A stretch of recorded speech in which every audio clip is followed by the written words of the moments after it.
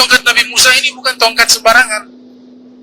Bahkan tongkat ini Allah sebutkan di dalam Al-Quran. Dikatakan, wa ma biyaminika ya Musa. Apa yang ada di tangan kananmu ya Musa? Qala hiya asoya. Ini tongkatku ya Allah, kata Nabi Musa. Jadi Allah sebut di dalam Al-Quran, dialog antara Allah dengan Nabi Musa menceritakan tongkatnya Nabi Musa, asoya. Bahasa Arabnya aso, jamaknya isiyun, pluralnya isiyun.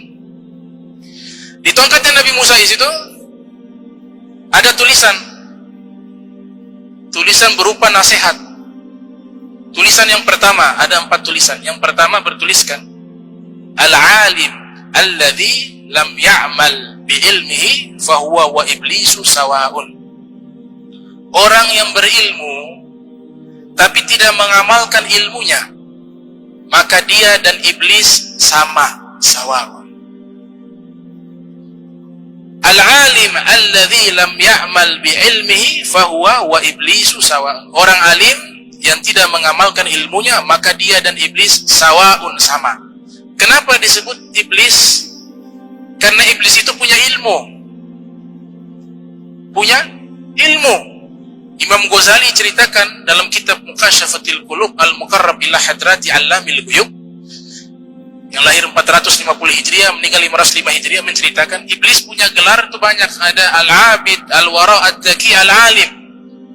Iblis gelarnya ahli ibadah, paling bertakwa, paling waro, paling zuhud, paling alim. Itu gelarnya iblis. Tapi tidak mengamalkan ilmunya. Ilmu apa? Ilmu hati. Kalau ilmu lahiriah dia amalkan, ilmu fikih dia amalkan. Bukankah dia disebutkan di dalam kitab Bidayah wan Nihayah, Al-Bidayah wan Nihayah, tidak ada satu tempat di bumi melainkan sudah ada bekas sujudnya iblis kepada Allah. Berarti ilmu fikihnya ada. Tapi ilmu yang dimaksud di dalam nasihat tersebut, ilmu hatinya tidak ada. Kenapa? Punya sifat sombong.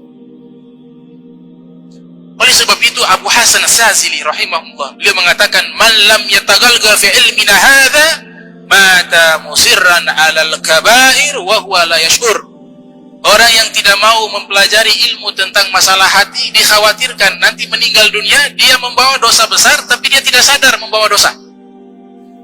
Iblis punya ilmu fikih, ilmu ibadah, tapi dia lupa ada ilmu yang lebih penting, ilmu hati.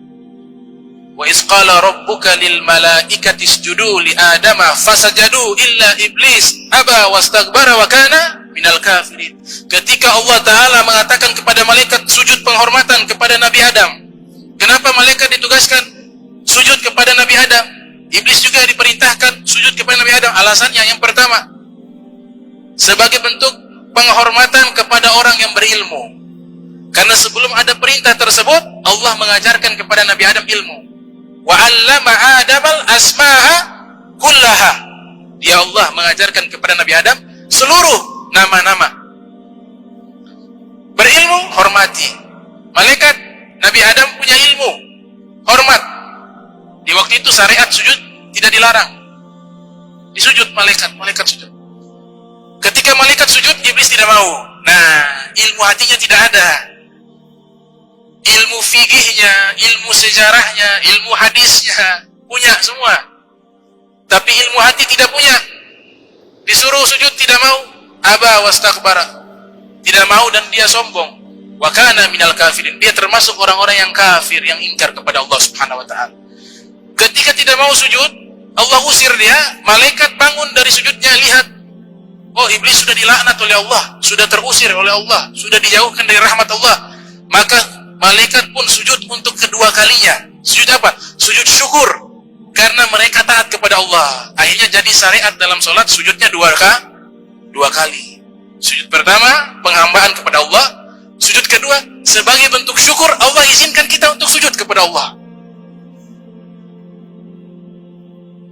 Dikeluarkan. Ilmu hati tidak ada. Makanya hati ini disebutkan inna sam'a wal basara wal fuada, ya, kana ulaika anhum mas'ula. Pendengaran, penglihatan, hati itu semua nanti diminta pertanggungjawaban oleh Allah Subhanahu wa taala. Itu tulisan pertama di tongkat Nabi Musa.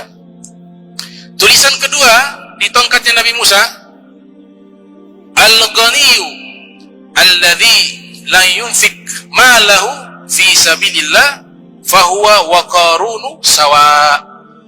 Orang kaya raya yang tidak mau mengeluarkan hartanya di jalan Allah Subhanahu wa taala, maka dia dan Qarun sama. Qarun kan kaya raya. Itu ulama tafsir Abu Ja'far Muhammad bin Jarir At-Tabari menceritakan, saking kayanya Qarun, beliau punya gudang penuh dengan emas.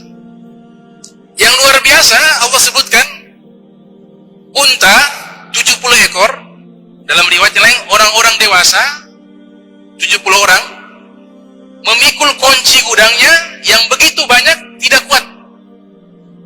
Itu kayaknya seperti apa itu? Dia punya kunci saja tidak kuat, bukan dia punya gudang. Gudangnya berisikan emas, saking banyaknya gudangnya, kuncinya kan jadi banyak.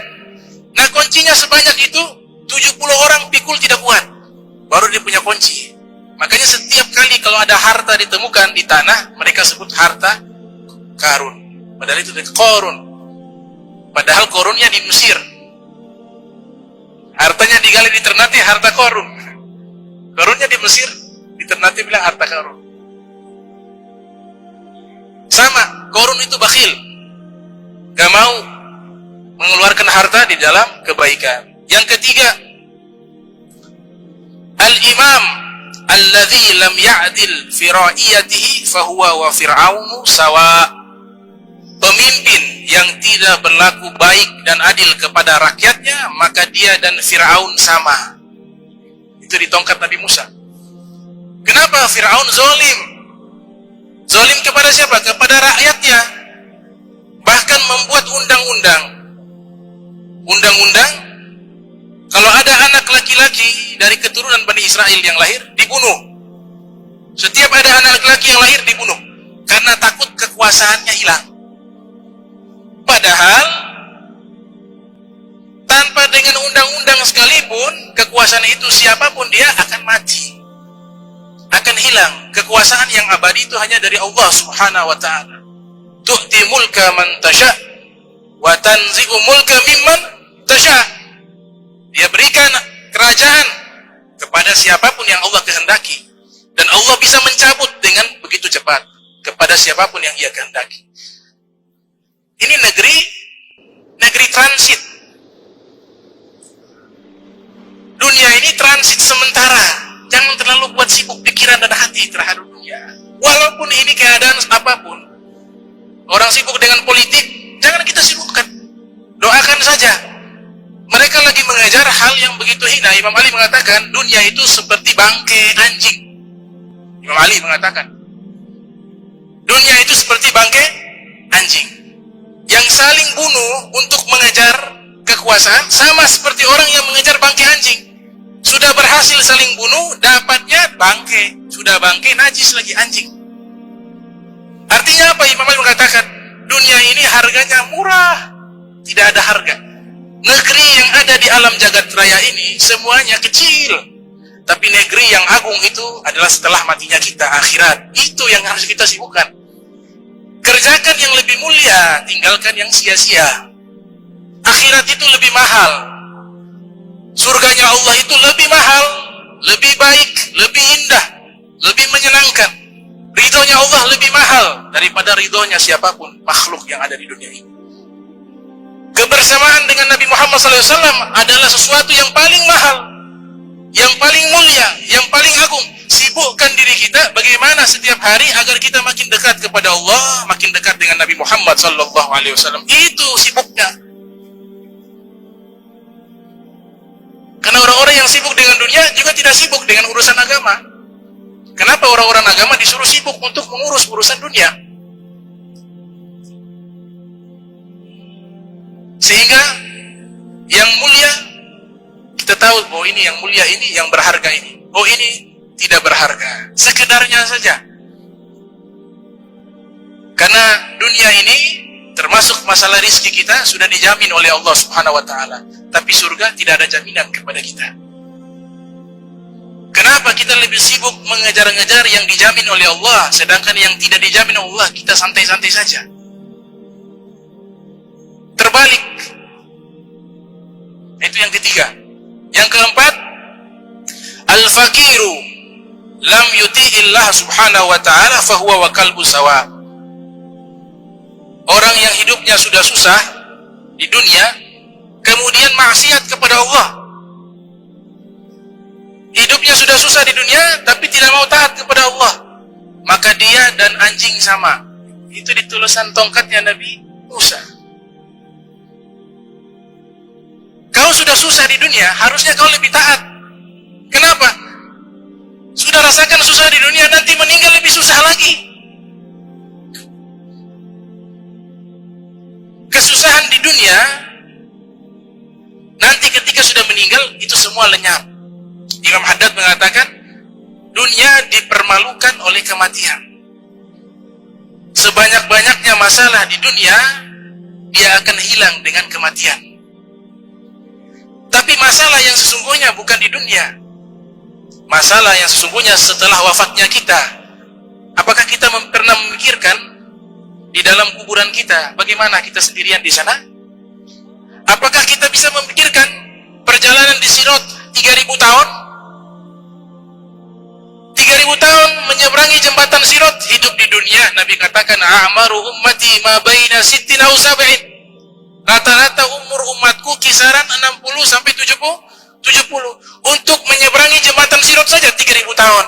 Berapa persen dari umur kita? Lam yalbasu illa asyatan aw duhaha. Dalam Al-Quran Allah Ta'ala berfirman, manusia yang hidup di dunia itu hanya hidup di waktu sore sampai waktu duha saja. Makanya ada ulama mengatakan, sejak alam ini diciptakan sampai hari kiamat, kurang lebih hitungan akhirat 8 menit saja. Allah ciptakan alam semesta ini, dan nanti Allah hancurkan alam semesta ini. Itu ukuran akhirat, waktu akhirat, itu hanya 8 menit. Begitu singkat, begitu sesaat. Jadi mudah-mudahan ini nasihat di tongkatnya Nabi Musa bisa menjadi mau'izah hasanah, nasihat yang baik bagi masing-masing pribadi, sehingga setiap umur yang dia lalui setiap harinya, detik ke menit, menit ke jam, jam ke hari, hari ke minggu, minggu ke bulan, bulan ke tahun, setiap perjalanan waktu itu dia makin baik, dia makin taat kepada Allah, makin dekat kepada Allah, makin cinta kepada Allah, makin cinta kepada Nabi Muhammad sallallahu alaihi wasallam. Almar'u ma'aman ahab, karena seseorang nanti dikumpulkan dengan orang yang ia cinta. Ia cinta kepada Nabi Muhammad SAW, insyaallah bisa berkumpul dengan Nabi Muhammad sallallahu alaihi wasallam. Allahumma jam'ana hadha jam'a marhuma wa tafarrakana min ba'di tafarraka ma'suma wa la taj'al minna wa la minna syaqiya wa la mahruma. Allahumma nadzih qulubana 'anit ta'alluqi biman dunak waj'alna min qaumin tuhibbuhum wa yuhibbunak. Rabbana wa hab lana min azwajina wa dhurriyyatina qurrata a'yun waj'alna muttaqina imama. Rabbana atina fid dunya hasanah wa fil akhirati hasanah wa qina adzabannar wa adkhilna jannata ma'al abrar ya aziz ya ghaffar ya rabbal alamin. Wa sallallahu alaihi Muhammadin wa ala alihi wa sahbihi wa barak wa sallam walhamdulillahi rabbil alamin. Wassalamu alaikum warahmatullahi wabarakatuh.